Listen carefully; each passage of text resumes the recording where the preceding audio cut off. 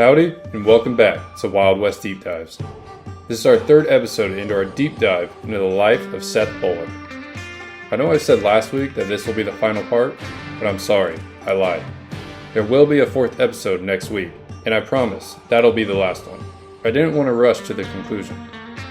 This week, we are going to continue talking about his business ventures, how he met a powerful character that led to a lifelong friendship, and his military service. Well, let's get into it, shall we? My name's Steven, and this is Wild West Deep Dives.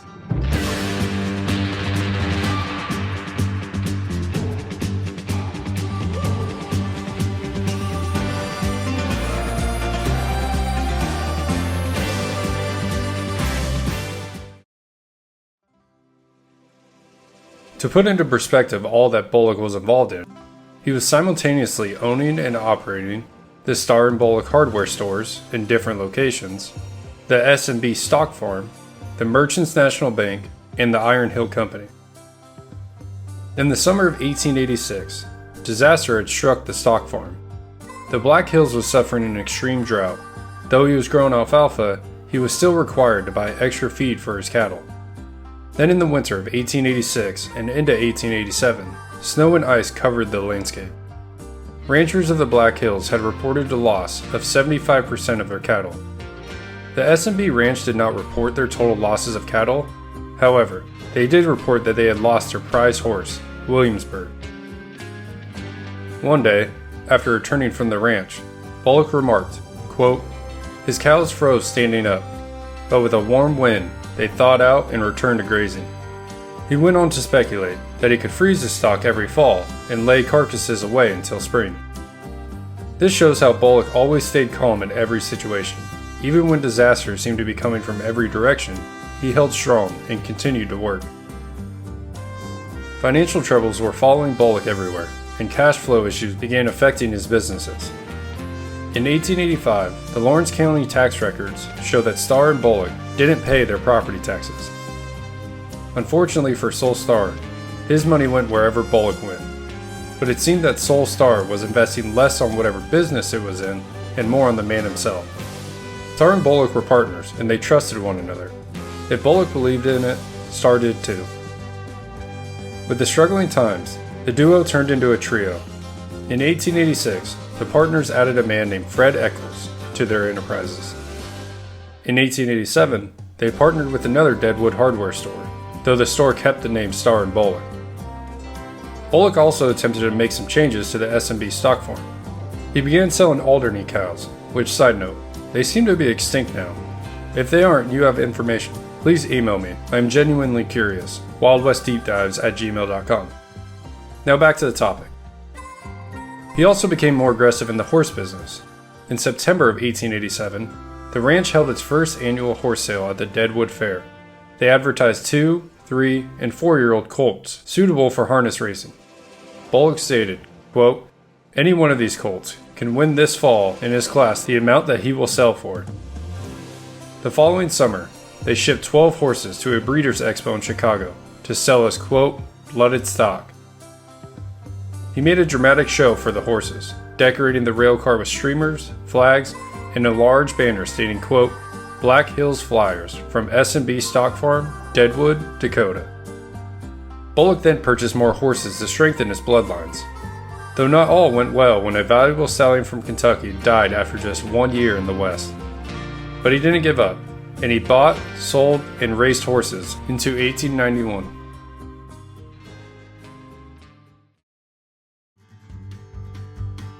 We are going to shift the focus a bit and go back in time because there is a long history of Bullock working on this project. The project was getting the railroad to Deadwood. Since 1879, residents, businessmen, mining men, everybody in Deadwood talked about getting a railroad into Deadwood. There was some preliminary survey work done in 1880, but little came of it. In 1884, Bullock envisioned the rail line that went across his property in Belay Forge, and he envisioned a station on his land. This is the idea I talked about previously of his own town. Later that year, the Northern Pacific Railroad had initiated discussions with local freighters about using Dickinson, or the more recently created town of Madura, that was located in northern Dakota Territory. It would serve as a transfer station for Black Hills bound freight, but it seems those plans fell flat as well. In 1886, while Deadwood was celebrating the mining finds, the Elkhorn, Fremont, and Missouri Valley Railroad companies began building toward Rapid City. Rapid City is approximately 40 miles southeast of Deadwood. In July 1886, Bullock, Starr, and a man named James K.P. Miller, who is another huge advocate for the railroad to Deadwood, rode to Rapid City to welcome the first passenger train to the Black Hills. During this celebration, the Deadwood men cornered the railroad officials to talk about their desires for an extension of the railroad to Deadwood. Then in 1887, all the companies began building north of Rapid City. The Elkhorn Railroad was the strongest advocate for this move. Unfortunately, they went along the Black Hills to the east, stopping just 9 miles outside of Deadwood, in a new town of Whitewood. Whitewood was established when the Pioneer Townsite Company purchased it from a man named William Shelby in 1877. Whitewood would serve as end of the track for the next 3 years, despite Bullock's best efforts. The reason why was because the railroad could essentially have a monopoly on the traffic to and from Deadwood. They were the closest railroad without having to build a rail line through the mountains. The final icing on the cake was the construction of cattle pens in Whitewood. This gave them the ability to hold cattle for a time until the next shipment took place. It may not seem like a huge deal today, but at the time, this was an essential piece for any railroad. Deadwood and Minnesota grew frustrated with the Elkhorn Railroad's actions, and James K.P. Miller decided to visit the officers of the competing line, the Burlington and Missouri River Railroad. Minnesota is a town that Bullock had a love-hate relationship with when it was established in 1882. Miller wanted them to outflank the Elkhorn by building through the Black Hills to Deadwood. And when the Burlington started to build south of the Black Hills, heading toward the coal fields of Wyoming, it announced a second line to Deadwood that would run through the center of the Black Hills. The Elkhorn, being intimidated by the Burlington's move, decided to build extensions from Whitewood to Deadwood and into the rangelands north of the Black Hills. The Deadwood and Minnesota residents celebrated as both railroads raced to be the first to reach Deadwood. The Elkhorn arrived first, reaching the town in December of 1890, and the Burlington was close behind, reaching the town in January of 1891. Mayor Sol Starr, you heard that correct. Sol Starr was elected mayor of Deadwood in 1884 and served 14 years. Mayor Sol Starr stated the railroads, quote, made Deadwood a city of permanence and opened a new age of prosperity. Although Miller worked hard with the Burlington Railroad, Bullock and Starr worked hard on the Elkhorn Railroad. When Bullock met with Elkhorn officials, he decided to not work with the town of Minnesota. He instead offered his land as a cheap way to get to Deadwood. Eventually, when the railroad routes became public, the town of Minnesota and its residents were shocked. Bullock had essentially double-crossed them. Bullock was the definition of a frontier capitalist and did what he had to in order to make a profit. At the time, Starr and Bullock controlled roughly 2,000 acres of land along the Belle Forge River, and Bullock had granted a 100-foot wide strip across it for the railroad's right-of-way.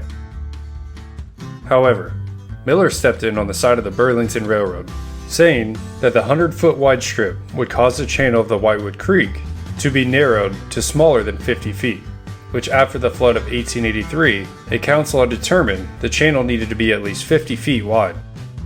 But with the help of the new mayor, Sol Starr, the council agreed that it could be 45 feet wide, which allowed 5 feet for the rail line to be built. This allowed the Elkhorn Railroad to be the first to reach Deadwood. Starr and Bullock also realized that this new railroad needed cattle pens, so they approached company officials about building new cattle pens on their stock farm. Bullock directed them to an area west of his ranch, in which many settlers have not yet reached. But most of the cattle herds roamed the area north of the Belle Forge River, and cattlemen didn't want to drive their cattle across the area. Therefore, it made the perfect spot for the railroad to go. This was another hit to the town of Minnesota, as they were south of the Belle Forge River. When the Elkhorn Railroad reached the S&B stock farm, few cheered its arrival, as Belle Forge at the time was little more than a few saloons and some shacks. Regardless, The station opened in December 1890, but the actual town of Belay Forge was not established until July 1891. The Pioneer Townsite Company immediately began selling lots, and many businesses from Minnesota began moving to Belay Forge. Minnesota residents were furious. They began sending much of their freight to Deadwood via the Burlington Railroad and even tried to physically block businesses from relocating. Regardless of that, Belay Forge started to grow, and the Townsite Company even built a 2-story hotel. Starr and Bullock then opened a hardware store in town, and the nearby stock pens began to prosper. Cattle shipments skyrocketed along with the cowboys who accompanied them, and Belay Forge quickly turned into a cow town. It never quite reached the levels of Dodge City, Abilene, or Wichita, but it had its fair share of drunken cowboys brawling and shooting at the stars in the sky for fun. By the 1890s, the frontier era had nearly ended, and Belay Forge was one of the last true cow towns that existed. However, Minnesota still held the county seat, and in 1892, they prevailed in winning it back. But in 1894, Bullock would not let that happen again. Bullock reportedly brought in men from Montana and Wyoming, giving them liquor and, quote, a good time. He also built a racetrack and held sponsored races the day before the election. In 1894, Belay Forge won the election for county seat. At this time in the West, the county seat position was a huge deal. You will hear in countless places that when a new county won the seat, residents from the area would try to steal the records and bring them to their own town. Belay Forge was no different. Legend states, quote, under the cover of darkness, they rode into Minnesota, ransacked the makeshift courthouse, removed the county records, and carried them back to Belay Forge. The next day, the Butte County Sheriff formed a posse to retrieve the documents. And as they rode into Belay Forge, violence seemed assured. But at the critical moment, Belay Forge supporters turned over the papers.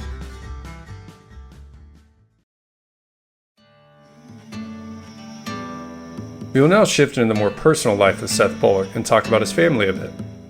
From 1879 to 1894, Bullock had multiple different business enterprises, but still made time for his family and his own personal interest. In 1880, Bullock and Martha had their third and final child, a son named Stanley. While Stanley completed their immediate family, the couple also took care of multiple other children. For example, Douglas Kislingbury, the son of Seth's sister, had spent time with him. Her husband, Frederick F. Kislingbury, who was on a military assignment at the time. He was a part of the Battle of Little Bighorn under Major Reno's command. He died a gruesome death of starvation in the Arctic after the boat left 25 men alone. Only 6 of the 25 men survived. Martha Bullock had raised the children in the style of the 19th century business class lifestyle with the help of a servant. She sang in choir events with her 2 daughters, promoted education, and joined several organizations. She also helped establish public schools in Deadwood, but her gender didn't allow her to serve on the governing board, so Seth took the position in 1883. His duties included hiring teachers as well as selecting curriculum.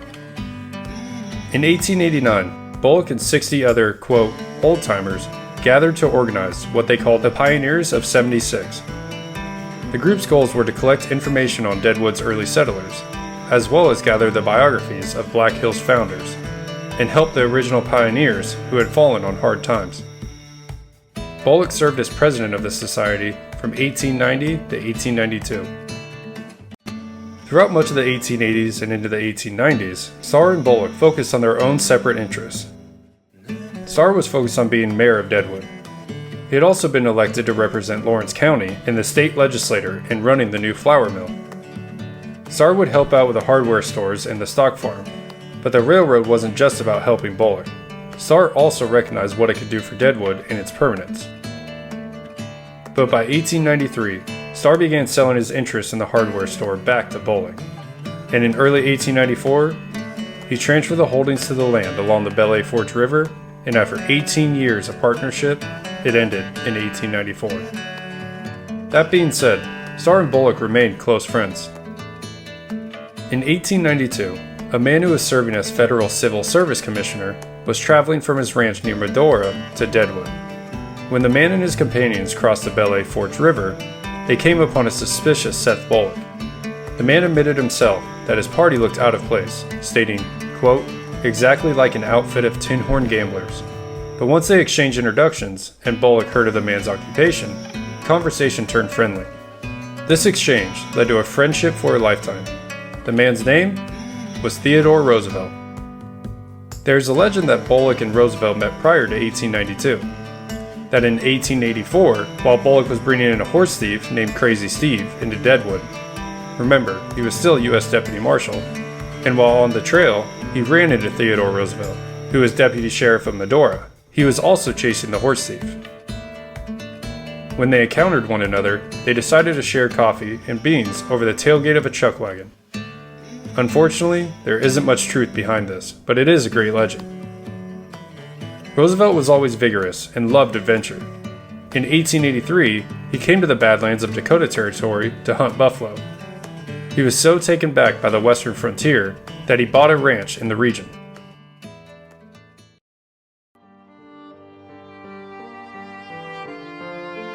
On February 14, 1884, his mother, Martha, or Mittie, had taken ill with what was considered a cold initially, and his wife, Alice Hathaway Lee, had just given birth to their first child, a daughter. Martha ended up dying from her sickness later that day, and his wife, Elise, who had been diagnosed with a kidney ailment during her pregnancy, also died just a few hours later. Roosevelt that night wrote in his diary and marked it with an X, and wrote, quote, I do not think ever a man loved a woman more than I love her. He refrained from mentioning her name for the remainder of his life.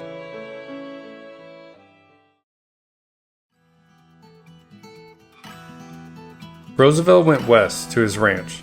He fell in love with the West cowboys and rugged ways, and also rediscovered himself. This is when he became the sheriff of Billings County. In early 1898, war talk between America and Spain over the freedom of Cuba was heating up, and Roosevelt was one of the loudest voices in calling for war. In Wyoming, Colorado, and South Dakota, reminder, North and South Dakota were established as states in 1889, the politicians wanted to organize volunteer cavalry units, or what they called troops of cowboys, which would bring, quote, bravery, loyalty, hardiness, and horsemanship. And when war came, in April of 1898, Congress passed a measure that would create a volunteer infantry force of 125,000 and 3 cavalry regiments, specifically from the Great Plains and Rocky Mountain states. Secretary of War Russell A. Alger organized 3 troops, the 1st, 2nd, and 3rd, United States Volunteer Cavalry Regiments, and selected their commanders. Theodore Roosevelt was selected as the 1st Regiment's commander, although Roosevelt would put himself second in command and put Leonard Wood as commander. Wood had more experience, and Roosevelt felt he could gain more experience underneath him. Command of the 2nd was Judge J. L. Torrey. He was a prominent Wyoming politician. For the 3rd, Alger appointed Melvin B. Grigsby, who was South Dakota's Attorney General. Both Torrey and Grigsby had fighting experience and had been in Washington to promote the cavalry units. The country began giving these regiments nicknames. The Denver Republic headlined a story with, quote, regiments of Western sharpshooters and cowboy rough riders. This was just the start of the nicknames. Soon, the 1st Regiment had a number of them, such as Wood's Wild Westerners, Teddy's Tears, Teddy's Texas Tarantulas, Teddy's Riotous Rounders. Then finally, the lasting nickname the regiment would have, Roosevelt's Rough Riders. The 2nd Regiment were known as Torrey's Rocky Mountain Riders, and the 3rd being known as Grigsby's Cowboys. Bullock wanted in on the excitements. As a boy, he wanted to fight in the Civil War, but he was too young. When the Spanish-American War started and the cavalry units started looking for volunteers, he saw his opportunity and rushed to volunteer. He was assigned to Grigsby's Cowboys, and Grigsby made him the captain of Troop A. Grigsby selected Bullock because of his experience as sheriff, him being well-connected, and, quote, was universally respected. Bullock got to work immediately by opening recruiting offices in Deadwood and Lead. and in just 5 days he had recruited 84 men, with even more wanting to volunteer. Troop A was made up of 36 miners, 22 cowboys, and the rest were of different, scattered occupations, from Deadwood, Torrey, and Lead. On the 8th of May, they arrived at Fort Meade for their service. Grigsby arrived with 11 other troops from Montana, Nebraska, and North and South Dakota.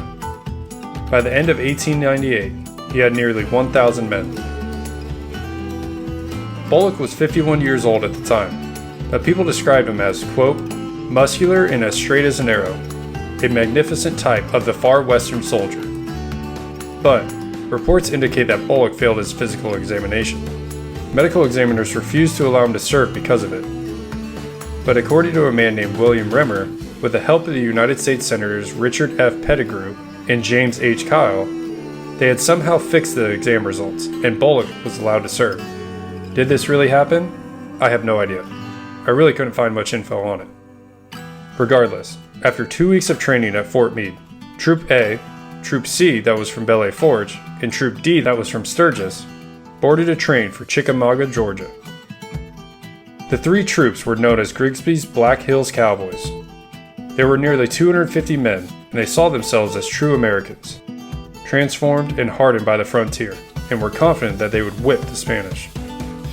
As they traveled, crowds would form at stations to cheer them on. The cowboys would respond by cheering back with whoops and hollers. One Chicago correspondent stated that, quote, better representatives of the wild and woolly West could not be found anywhere. All of them are veterans of the plains and inured to the hardships of frontier life, which fact renders them peculiarly useful in the present war.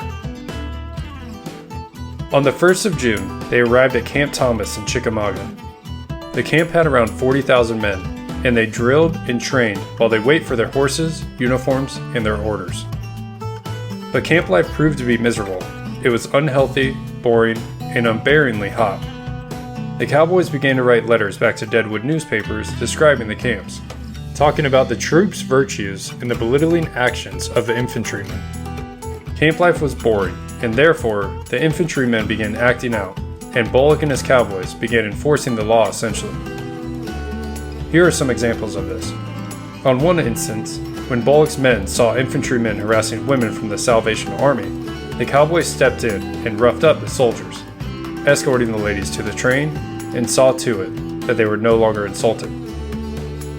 In another, when payday from the men came in early July, the infantry soldiers decided to go to nearby Chattanooga, Tennessee, to drink and celebrate.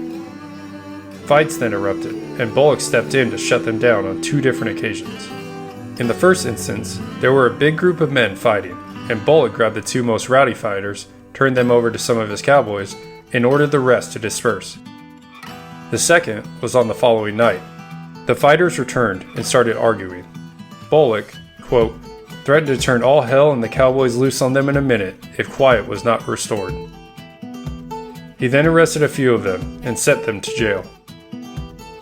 The police chief later regarded that night that in less than 5 hours, Bullock had the town as quiet and peaceful as Deadwood upon a Sunday night. Correspondents from the camp frequently commented on Bullock and his actions as a Troop A commander, stating, quote, Captain Bullock is easily the most popular man in the camp and is much sought after by everyone. Then stated later on about Grigsby's cowboys, stating, quote, Grigsby's Rough Riders are showing themselves superior in every respect, and they are becoming familiarly known as the Crack Regiment of the Park. This is when newspapers from D.C. to Chattanooga, Tennessee began running exaggerated accounts of Bullock's actions in Helena and Deadwood, describing him as, quote, one of the best known men of the Northwest, a true fighter, and a terror to the evildoers of the early days. One day, while Bullock and his men were having a bit of target practice, his immediate superior, Major Lee H. French, challenged Bullock to a shooting contest. That evening, Bullock and his men of Troop A smoked cigars at the Major's expense. Bullock's Troop A never served in any active service. Roosevelt's Rough Riders, however, were very different, as they became famous, along with one of their leaders, Teddy Roosevelt.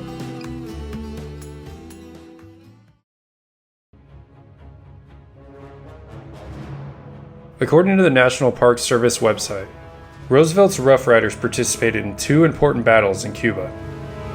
The first was the Battle of Las Guasimas on the 24th of June. Roosevelt narrowly avoided bullets buzzing by him into the trees, showering splinters around his face. He led troops in a flanking position, and the Spanish fled. American forces then assembled for an assault on the city of Santiago through the San Juan Hills. The second was the Battle of San Juan Heights on the 1st of July. Roosevelt led a series of charges up Kettle Hill towards San Juan Heights on his horse, Texas, while the Rough Riders followed on foot. He rode up and down the hill, encouraging his men with orders to march.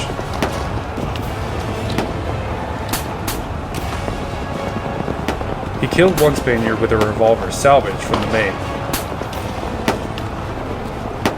Other regiments continued alongside him, and the American flag was raised over San Juan Heights.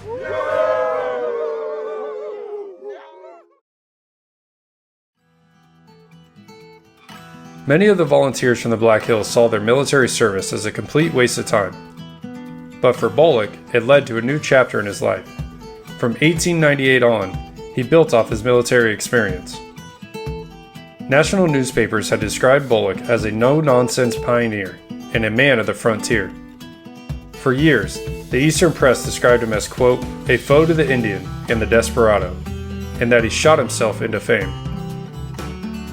Even back home, he began using his title of captain. Though it was a brief enlistment, most residents of Deadwood considered him well-deserving of the honor. After the Spanish-American War, Theodore Roosevelt became a war hero in the United States. He began celebrating his group's achievements and would invite men from the other cavalry units, including Bullock, to join his Rough Riders.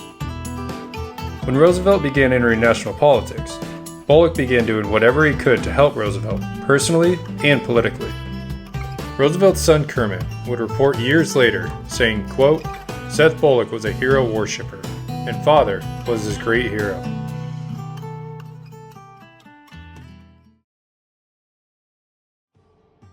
I think this is a good place to end our third episode of our deep dive into the life of Seth Bullock.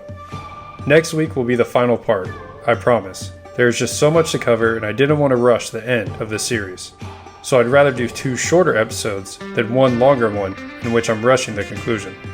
So please come back next week as we talk about some more business dealings, his friendship with Roosevelt, and his later years. Thank you everyone for listening. I hope you all enjoyed it. Please email me with comments, questions, concerns, and I will try my best to get back to you. You can email me at wildwestdeepdives@gmail.com. We will see you all next week. When in doubt, shoot straight, shoot fast. God bless.